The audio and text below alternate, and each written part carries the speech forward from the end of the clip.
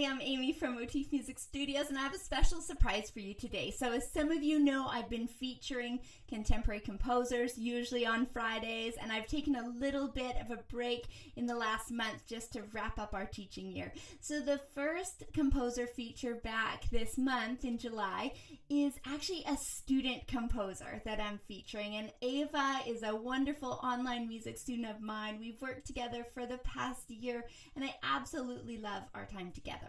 Now, I can't take any credit for this song. She has written it completely herself. We did have fun, and something I do with my students for a creativity prompt to start composing is in March. I introduced all my students to composing, and I said, okay, let's create a mind map. So some of you may use that for creative writing or for business ideas. So it's the same kind of thing where you think of some concept and you just start writing down ideas and collecting your thoughts around this.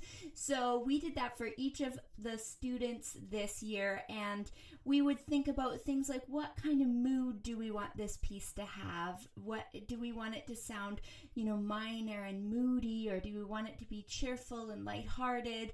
Do we want it to be in a mode or in the blues, or do we want to use major or minor tonality? So we explored things like that, and we wrote down ideas surrounding rhythms that we might use. And then, of course, the fun with a creativity prompt is it's just a prompt to get you started, and things might change after that.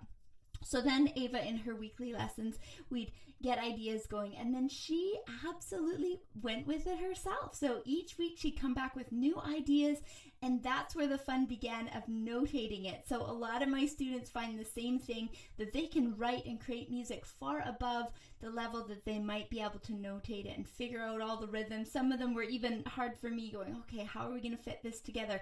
So then at lessons, we'd work on notating together, and it became like a theory exercise too, fitting in rests and dotted rhythms and figuring out what octaves we wanted to be in and what expression marks we may add.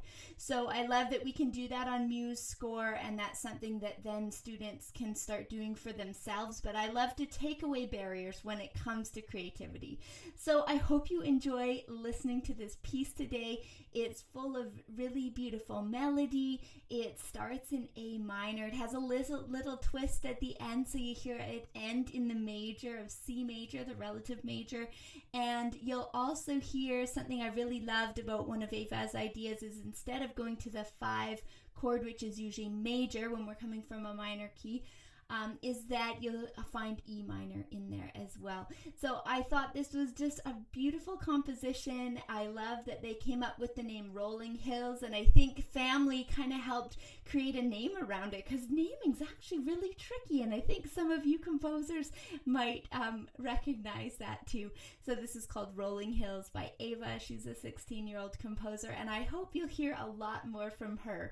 And I will say that the reason I started with this composer series, bringing awareness to modern living composers, is that I realized that I want composition to continue to be a thing. I want people to hear about what composers are doing, and I want there to be opportunities for my students to move into in the future. So thanks for listening in and for supporting these features. And up next, Rolling Hills by Ava.